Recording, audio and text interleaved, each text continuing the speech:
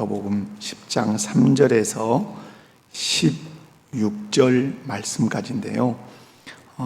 길기 때문에 다음 시간에 또 보아야 되기 때문에 3절에서부터 6절까지만 우리 한 목소리로 읽도록 하겠습니다.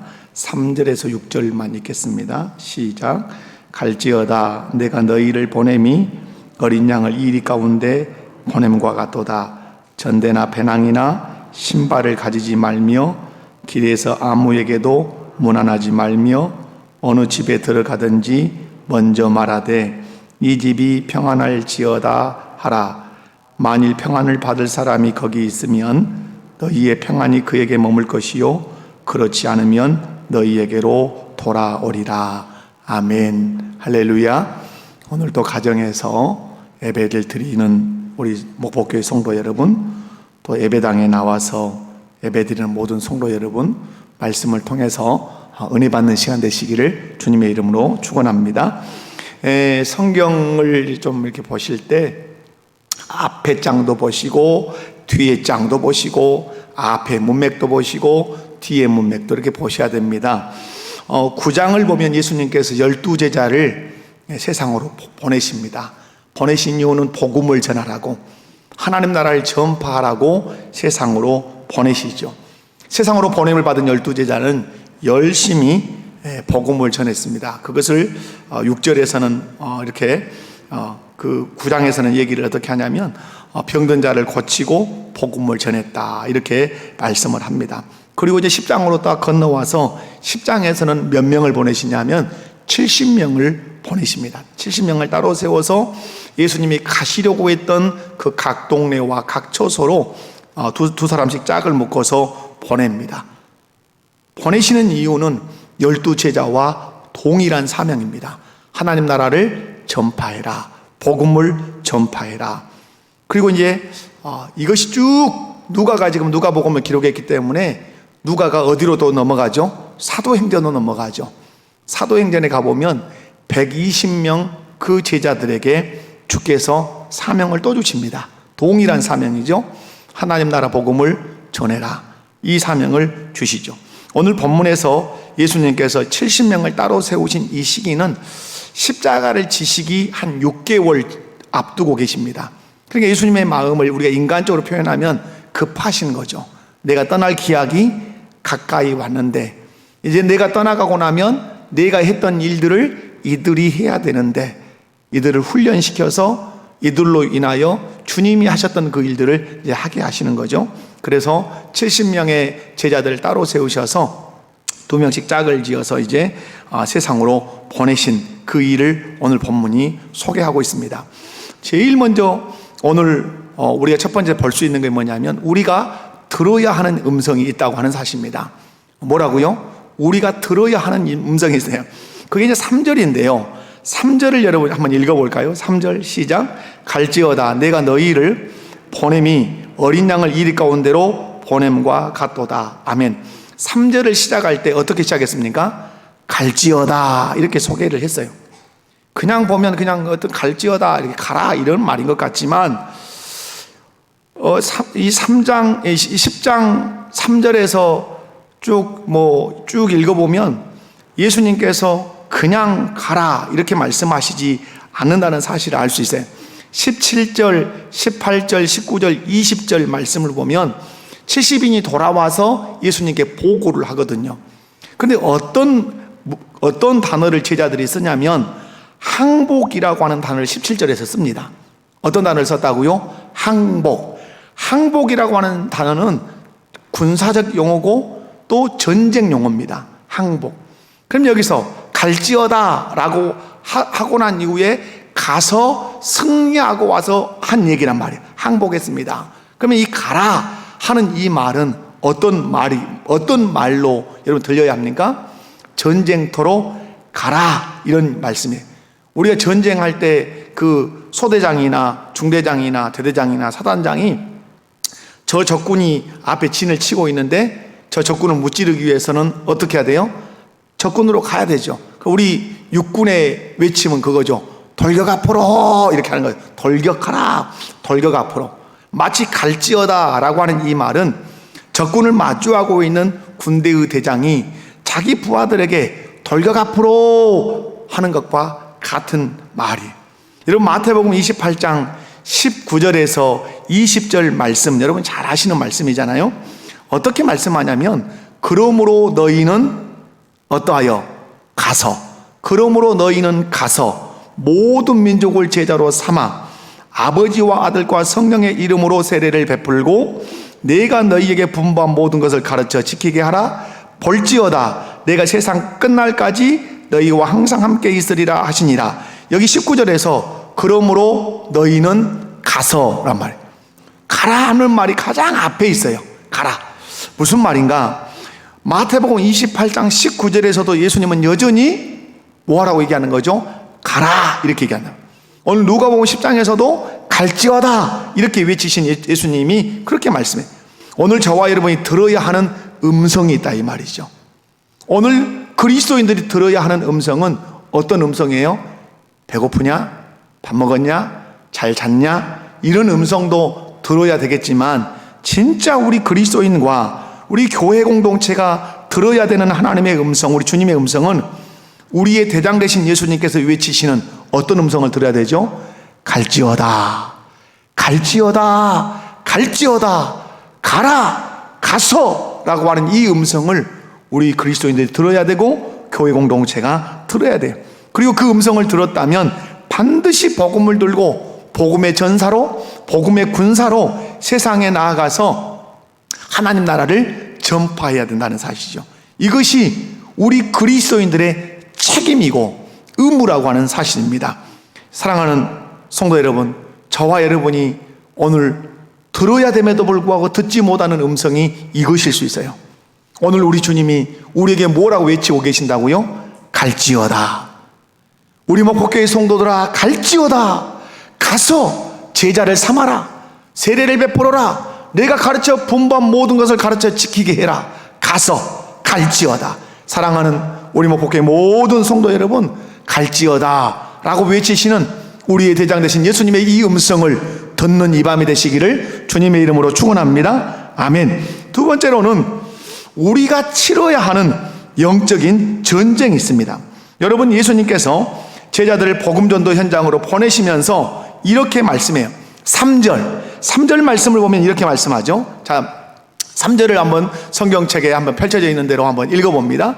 3절 시작. 갈지어다 내가 너희를 보냄이 어린 양을 이리 가운데 보냄과 같도다. 우리가 갈지어다 이 부분은 전투하는 군대의 대장이 전쟁터로 가라고 하는 용어와 같다 이런 의미를 살폈고, 그 뒤에 이제 내가 보내기는 보내는데 내가 너희를 보냄이 실상은 어떻게 돼요?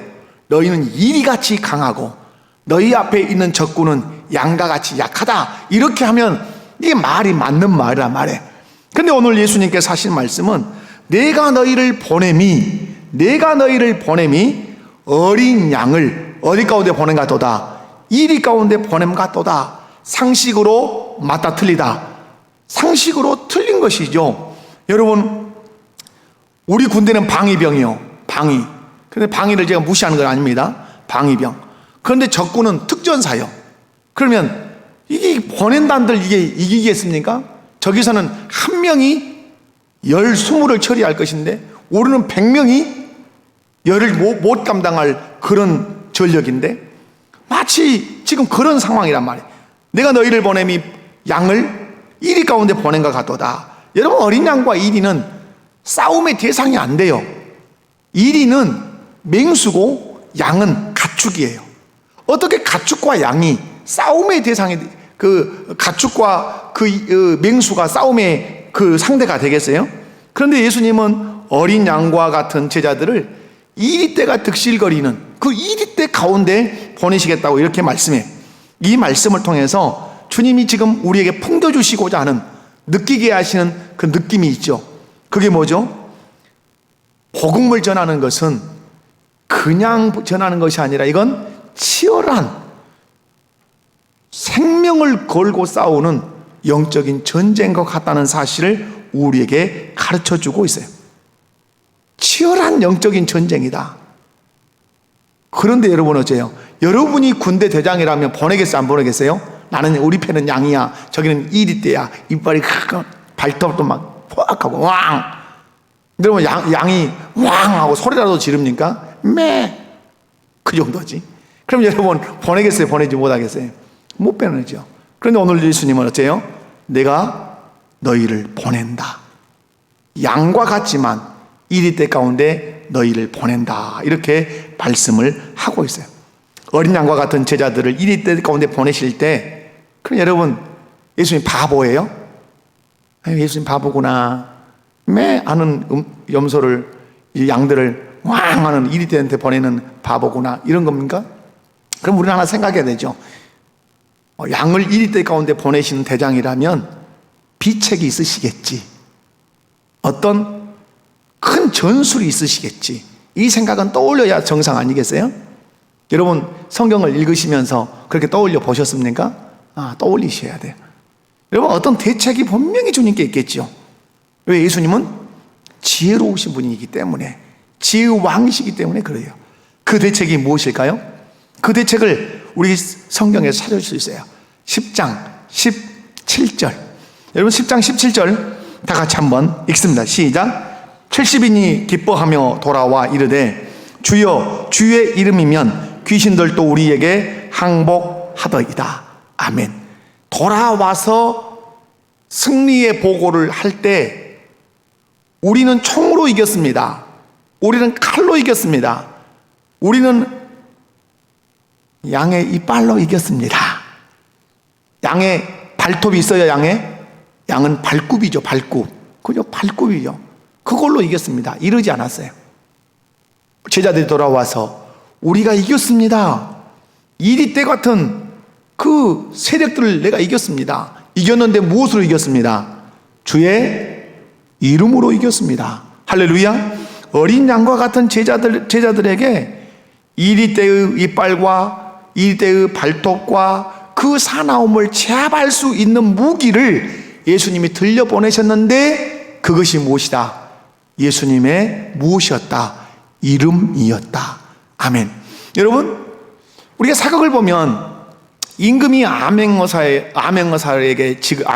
직을 줄 때 그냥 보내지 않죠. 반드시 허리춤에다가 무엇을 채워서 보내죠? 암행어사라고 하는 마패. 우리 사무엘이랑 이 암행어사가 뭔지도 모를 거예요. 그 뭐요 그것이? 암행어사를 임명을 하면 반드시 허리춤에다가 뭘 채워 보내죠? 암행어사라고 하는 마패를 들려버린 거죠. 그래서 사또나 아주 불안당 같은 관직을 가지고 있는 그 행패를 부리는 사람들 앞에 가서 암행어사 출두요 하고만 내셔서는 안 되죠. 그러면 이 불안당이 요구하는 것이 있죠. 뭘? 보여달라. 뭘 보여줘야 돼요? 마패를 보여줘야 되는 거죠.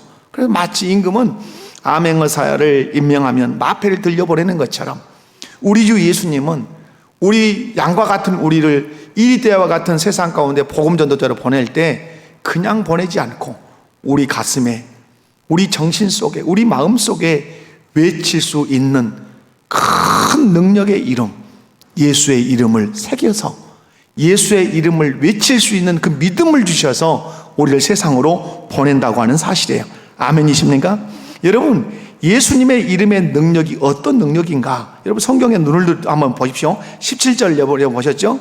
17절을 보면 귀신들도 예수님의 이름 앞에서는 어떠하였다? 항복했다. 18절 그 예수님의 이름을 선포할 때 어떠했다? 사단이 하늘로부터 떨어졌다. 19절 뱀과 정갈을 밟으며 원수의 모든 능력을 제어할 권능이 어디에 있었다? 예수님의 이름에 있었다. 여러분, 이때부터 제자들은 이리와 같은 그 사단 마귀를 이길 수 있는 비결을 알게 된 거예요. 우리는 양과 같고 저 세상 사단 마귀는 이리떼와 같지만 우리가 이긴다. 이기는 비결, 이기는 무기는 혈과 육에 있는 것 아니고 칼과 창에 있는 것 아니고 내가 믿는 예수의 이름, 그 예수의 이름이 나의 무기고 나의 능력이라는 사실을 제자들은 알았어요. 그래서 그들은 언제 어디서든지 누구의 이름으로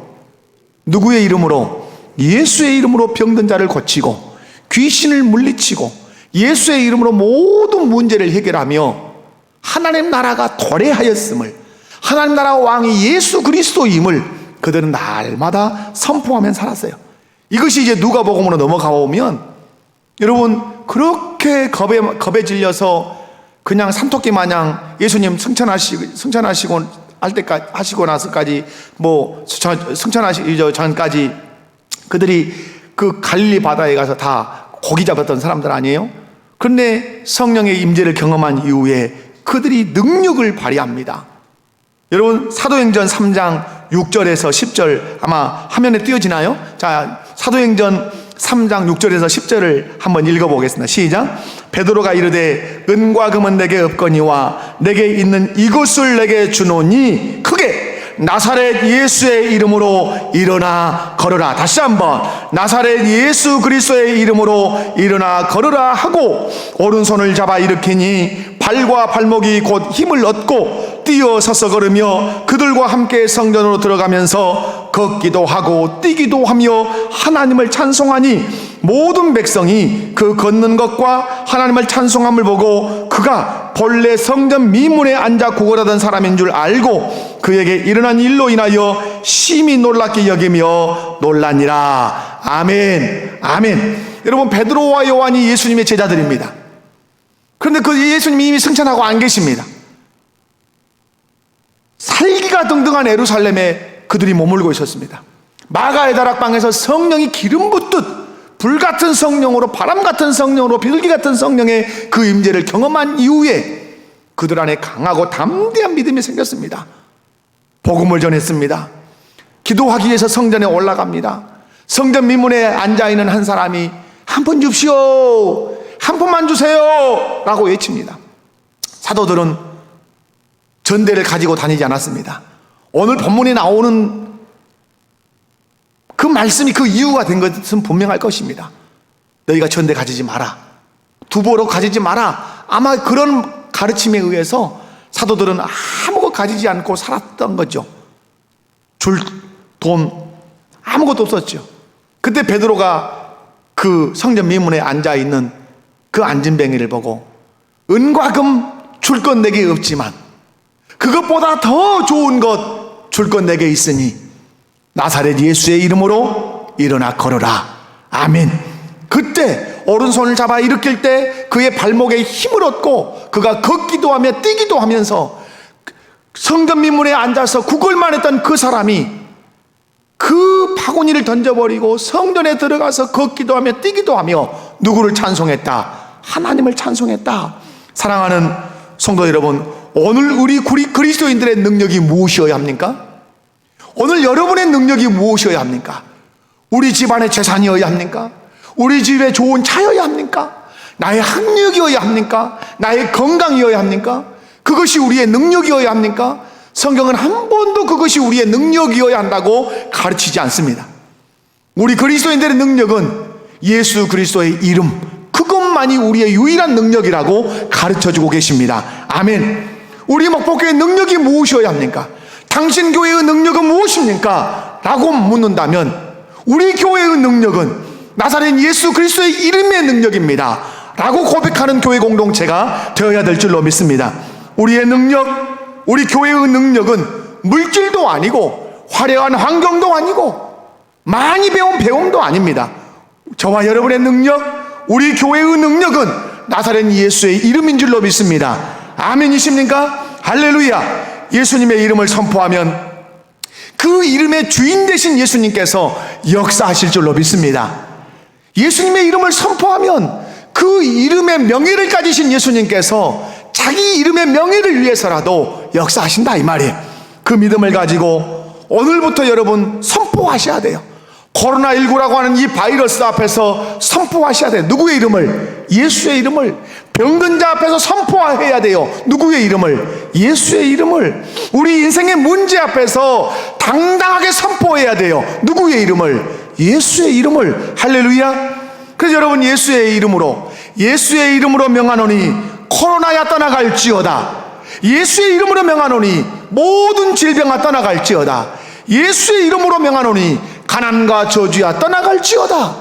예수의 이름으로 명하노니 모든 두려움은 떠나갈지어다. 예수의 이름으로 명하노니 사단 마귀는 떠나갈지어다 라고 명하면 그 이름의 주인 되신 예수께서 성령으로 역사하실 줄로 믿습니다. 그것이 복음서의 역사요, 그것이 복음서 이후의 사도들의 역사라는 사실을 성경이 증명해주고 있고, 그것이 우리 교회의 역사라는 사실을 여러분 잊지 않기 바랍니다. 교회는 화려한 시설 자랑하는 것도 아니요, 교회 안에 있는 사람들의 학력을 자랑하는 것도 아니요, 교회는 재정을 자랑하는 것도 아닙니다. 교회는 예수의 이름을 자랑하는 것이 교회라는 사실을 여러분 잊지 않기 바랍니다. 우리의 능력은 무엇이다? 예수의 이름이다. 우리 찬송 한번 합시다. 여러분, 91장 예수의 이름만이 우리의 소망인 줄로 믿습니다. 슬픈 마음 있는 사람, 예수 이름 믿으면 힘있게 가정에서 찬송하시고 예배당에서 찬송할 수 있기 바랍니다. 91장 찬송합시다.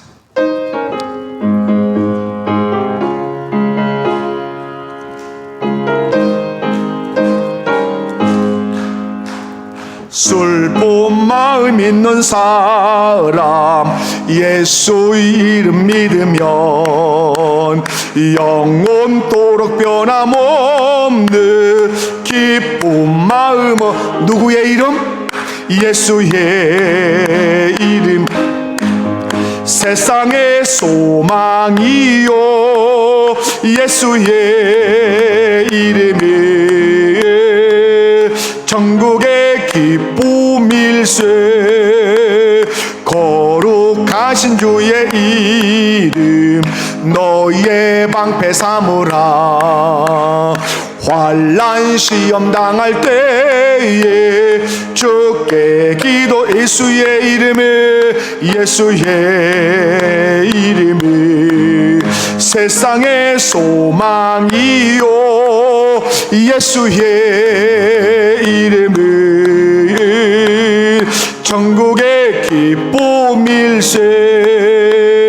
존귀하신 주의 이름 의리 기쁨대도 다 주의 쁨에 안길 때에 기뻐 찬송 부르리. 아멘.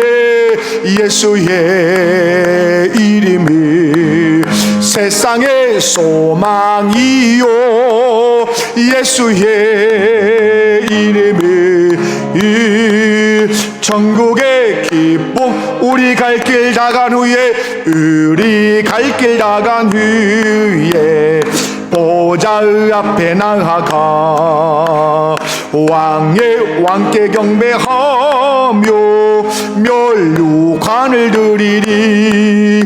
예수의 이름이 세상의 소망이요 예수의 이름이 전국의 기쁨일세.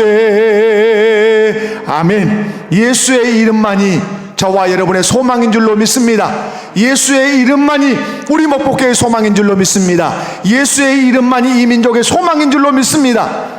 그 이름의 능력을 힘입고 날마다 승리하는 우리 목복교의 모든 성도들 되시기를 주님의 이름으로 축원합니다. 축원합니다. 세 번째, 복음을 전하는 자들의 책임이 있습니다. 복음을 전하는 자들 뭐가 있다고요? 책임. 물론 복음을 전하는 자들의 책임은 복음을 전하는 것이겠지요. 그러나 복음을 전하기 위해서 가장 먼저 해야 하는 책임이 있는데 그게 뭘까요? 평안을 비는 것이라고 말씀합니다. 여러분 다 같이 우리 5절과 6절을 읽어보도록 하겠습니다. 5절과 6절 시작. 어느 집에 들어가든지 먼저 말하되 이 집이 평안할지어다 하라. 만일 평안을 받을 사람이 거기 있으면 너희의 평안이 그에게 머물 것이요 너희에게로 돌아오리라. 아멘. 여기에 놀라운 영적인 비밀이 있습니다. 여러분, 누군가가 여러분의 집에 들어와 기도하면 여러분은 어떻게 해야 되죠? 눈만 멀뚱멀뚱 뜨고 이렇게 보고 있어야 되는 것이 아니라 그 사람이 들어와서 기도한다면 무엇을 지금 기도한다고 주님 말씀해요? 평안을 그 사람이 지금 말씀드린다. 만약에 제가 여러분의 가정에 신방에 갔어요. 그러면 제가 딱 앉아서 기도를 하면 무엇을 기도할까요? 이 집구석이 망하게 해 주시옵소서. 이렇게 기도할까요? 그러지 않죠.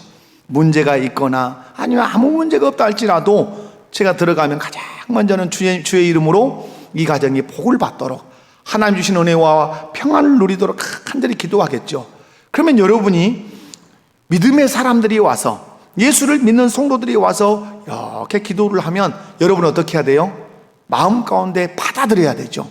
주님, 목사님이 오셔서 지금 기도하고 계시는데 평안을 분명히 빌고 있을 건데 그 평안이 우리의 평안이 되게 해주십시오. 지금 장로님이 우리 가정에 오셔서 지금 기도하고 계시는데 장로님이 비는 그 복이 우리 가정에 임하게 해주십시오. 집사님이 오셔서 지금 우리 집에 커피 한잔 하러 오셔서 잠시 기도하고 있는데 저가 비는 그 평안의 복이 우리 가정에 꼭 임하게 해주십시오 라고 여러분이 받아들여야 된다는 거예요. 오늘 왜냐? 평안을 받을 사람이 거기 있어야 그 평안이 그 집의 것이 된다고 주님이 가르쳐주고 계시기 때문에 그래요. 여러분, 그래서 누군가가 신방을 오거나 차를 마시겠다고 믿음의 가족이 와서 이렇게 기도하면 마음 가운데 주님, 저분이 비는 복이 우리 집에 임하게 해주세요, 우리 집에 임하게 해주세요, 그렇게 여러분도 마음으로 비라 이 말에, 구하라 이 말에. 아멘이십니까? 여러분, 오늘 이 말씀을 통해서 복을 받는 중요한 원리를 발견할 수 있죠. 뭐죠? 하나님의 사람들을 가정에서 많이 받아들여서 대접하는 것이 하나님이 그 가정에 복을 주시는 중요한 원리라고 하는 사실을 가르쳐 주죠. 여러분, 여기는 많은 어떤 주님의 대책이 있으신 거죠. 복음을 전하는 자들이 먹을 것, 잘 것 걱정하지 않게 하시는 대책도 있지만 그것을 위해서 수고하는 자들에게 하나님은 빈손 들고 가지 않게 하도록 하나님이 그 가정에 복을 주시겠다고 하는 거죠.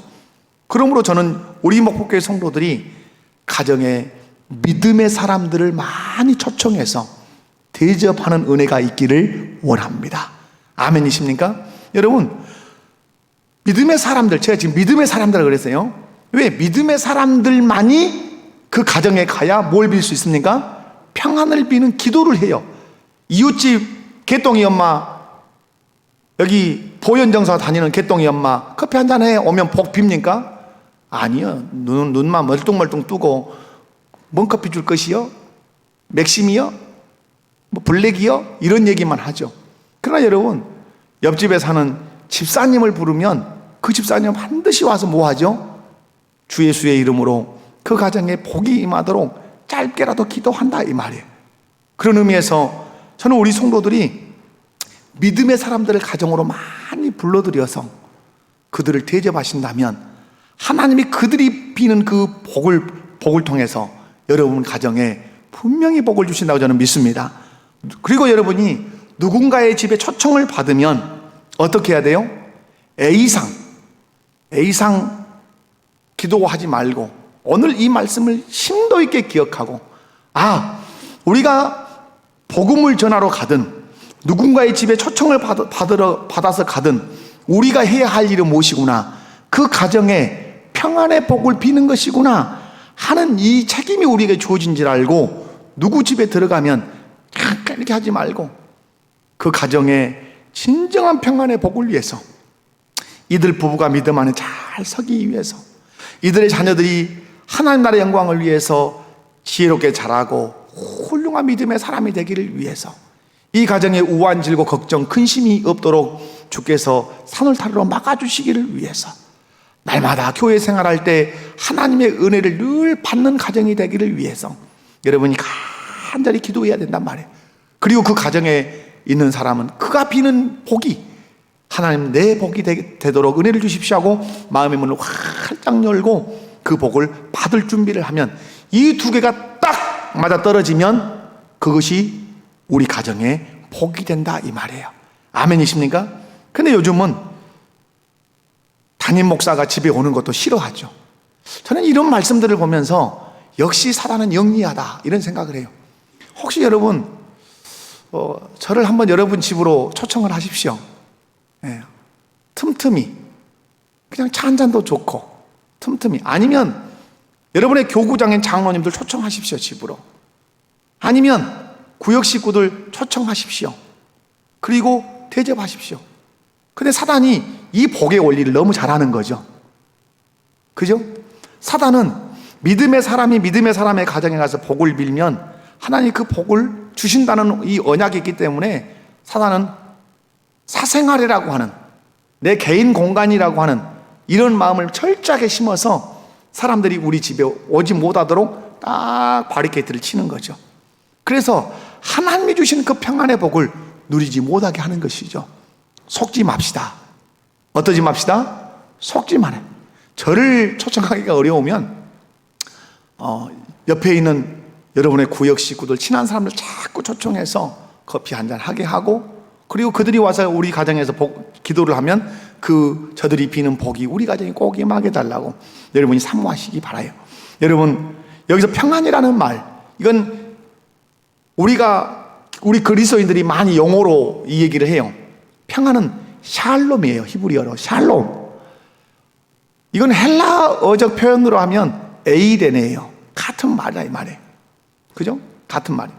근데 샬롬에는 5가지의 의미가 들어있어요. 그냥 샬롬은 우리 국산 용어로 하면 안녕이에요. 안녕하십니까? 이 말은 샬롬, 히브리어 헬라어적 표현은 에이레네 이런 뜻인데, 이 안녕이라는 뜻에는, 히브리적 개념으로 하면 안녕이라는 뜻에는, 샬롬이라는 뜻에는 5가지가 들었는데, 하나는 평화예요. 평화. 그러니까 샬롬 하면 하나만 있는 것이 아니라 이 5개 복이 임하기를 원합니다, 이런 뜻이에요. 샬롬 그러면 몇 개 복이 임하기 원합니다? 5개. 하나가 뭐라고요? 평화. 평화는 외부적인 적이 공격해 올 때 그 적이 침입하지 못하도록 지켜주시는 복이에요. 북한이 있어요? 일본이 있어요. 근데 우리나라가 지금 어때요? 평화롭죠. 지켜주시니까 평화롭죠. 여러분의 가정이 있어요.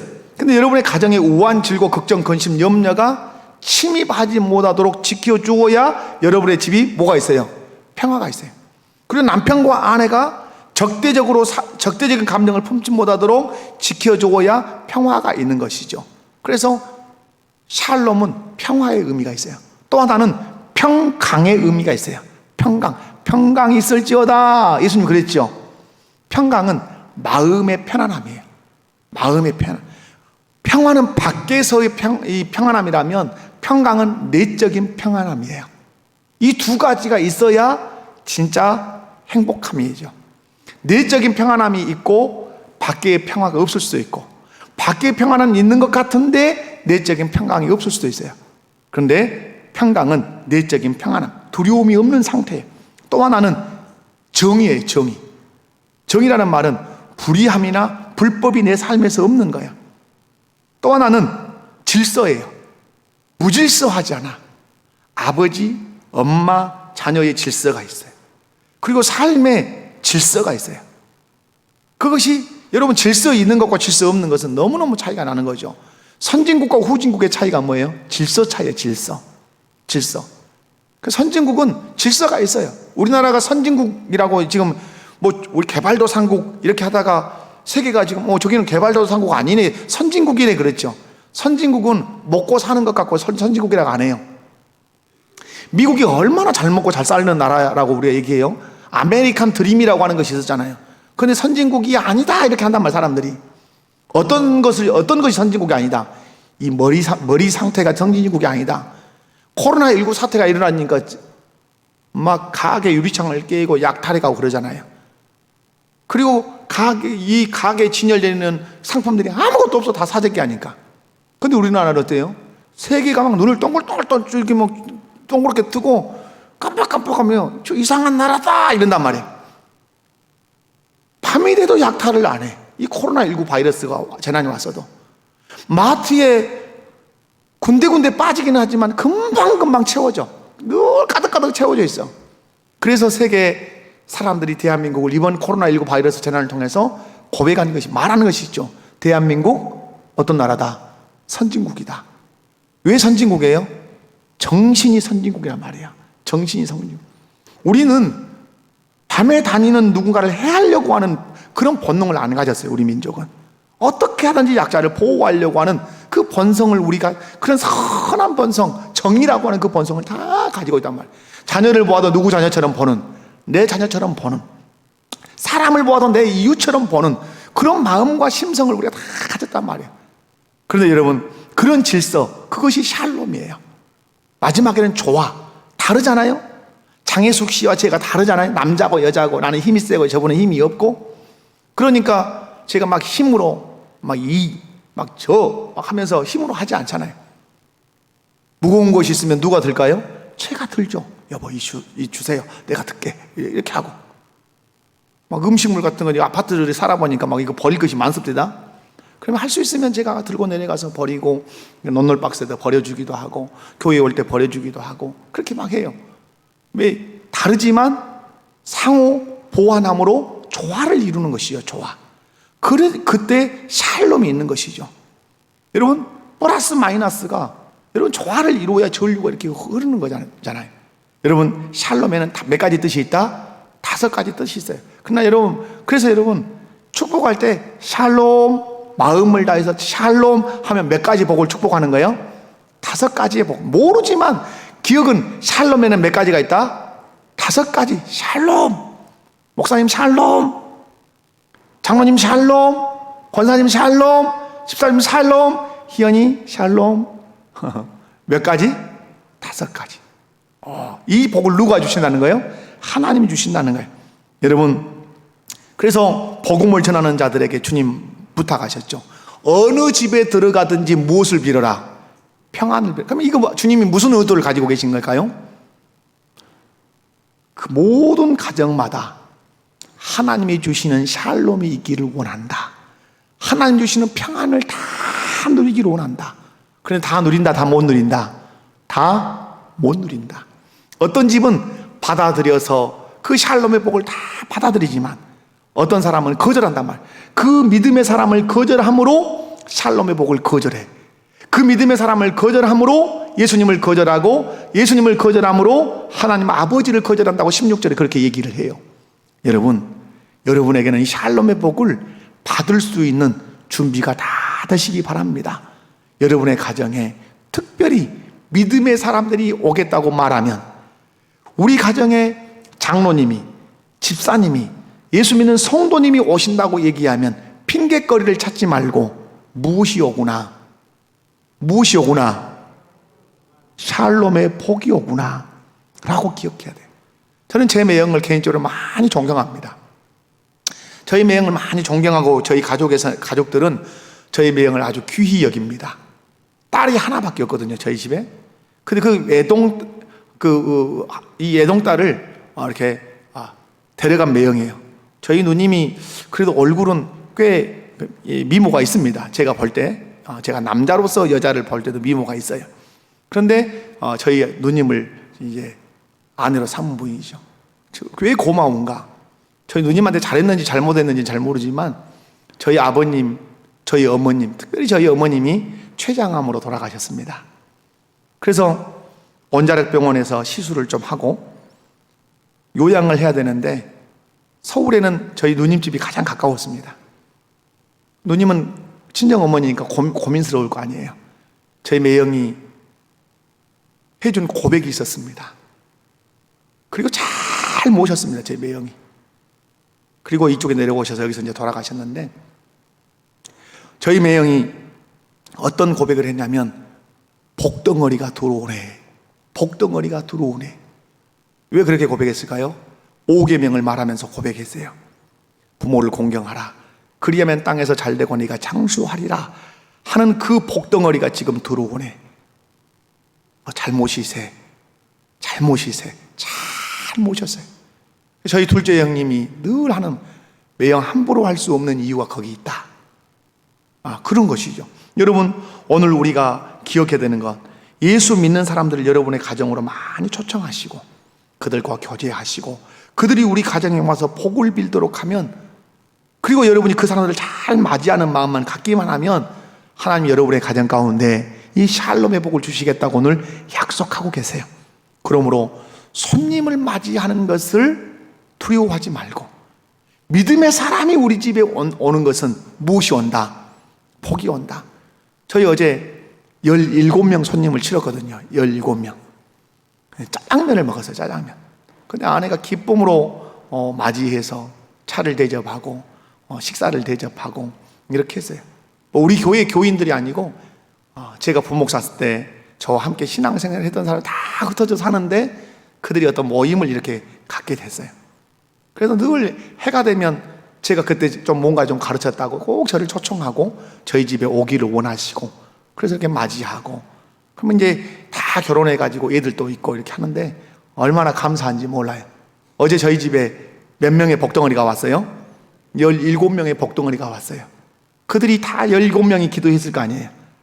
그 복이 우리 가정에 분명히 저는 임할 거라고 그렇게 생각을 했어요. 이 말씀을 저는 준비하면서 우리 목포교회 성도들 인색한 것처럼 하나님의 복을 멀리하는 것이 없어요. 여러분 돈 10원, 100원, 1000원, 만원 이런 것에 너무 두려워하지 마십시오. 주님이 원하는 곳에 뿌리기만 하면 여러분이 알지 못하는 것에서 더 크게 거두게 하시는 주님이신 줄 믿으시기 바랍니다. 사랑하는 성도 여러분, 가정들에 가서 평안을 빌어라 하는 것은 주님이 모든 가정이 주님이 주신 샬롬의 복을 누리기를 원하신다는 사실을 그렇게 말씀해. 그래서 평안이 내 것이 되는 것, 그것은 예수님을 믿는 것이고 예수님을 믿어야 예수님을 믿는 자들을 받아들일 거 아니에요? 그럼 예수님을 믿는 자들 받아들이면 그들의 복이, 그들이 비는 복이 우리 가정에 분명히 임하게 될 거예요. 말씀을 맺습니다. 오늘 우리가 이 말씀을 통해서 들어야 하는 음성이 있습니다. 갈지어다, 갈지어다, 가라. 어디로? 세상으로 가라. 가서 뭐 해라? 복음을 전해라. 또 하나 우리가 치러야 하는, 가서 치러야 하는 영적인 전쟁이 있죠. 그 전쟁은 누구와의 전쟁이에요? 이리와의 전쟁이에요. 나는 양이에요. 나는 아무런 무기가 없어요. 그러나 주님이 내 가슴 속에 들려주신 무기가 있어요. 그 무기가 뭐예요? 예수의 이름이에요. 여러분 이제는 어떤 여러분을 두려워하는 그 실체 앞에서 두려워하지 말고 예수의 이름을 선포하시기 바랍니다. 코로나 뉴스가 보일 때마다 코로나야 예수의 이름으로 명하노니 떠나갈지어다 선포하시기 바랍니다. 코로나 위에 서 계신 예수님, 인류 역사 위에 서 계신 예수님이에요. 그 예수님의 이름으로 명하면 그 주님이 당신의 이름의 명예를 걸고 가장 좋은 때에 가장 좋은 것을 우리에게 선물로 주시면서 그 코로나도 떠나가게 할 것이고 여러분의 가정의 가난과 저주와 그 어떤 악한 것도 예수의 이름으로 명하면 떠나가게 될 줄로 믿습니다. 축복도 그렇게 하셔야 돼요. 자녀들의 이름을 부르면서 예수의 이름으로 이 사무엘을 축복합니다. 예수의 이름으로 이 의진의 가정을 축복합니다. 예수의 이름으로 이 의연이를 축복합니다. 예수의 이름으로 우리 목포교회 모든 성도들을 축복합니다. 그렇게 축복하는 거예요. 그러면 주의 이름을 통해서 하나님 우리에게 복을 주실 거예요. 우리 복음을 전하는 자들이 복음 전하는 책임 이전에 있는 책임이 뭐라고요? 어느 가정에 들어가든지 무엇을 빌라? 평안을 빌라.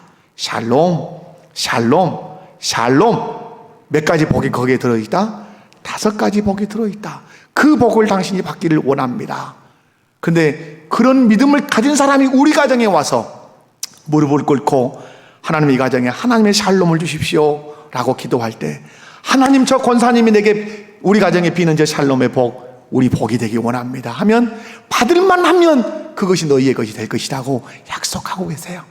여러분 코로나로 인해서 우리의 마음이 위축되기도 하지만 이 자비하시고 사랑이 넘치신 우리 주님의 이 음성을 듣고 이번 한 주가 믿음으로 승리하시기를 주님의 이름으로 축원합니다. 자비로우신 아버지 하나님 감사합니다.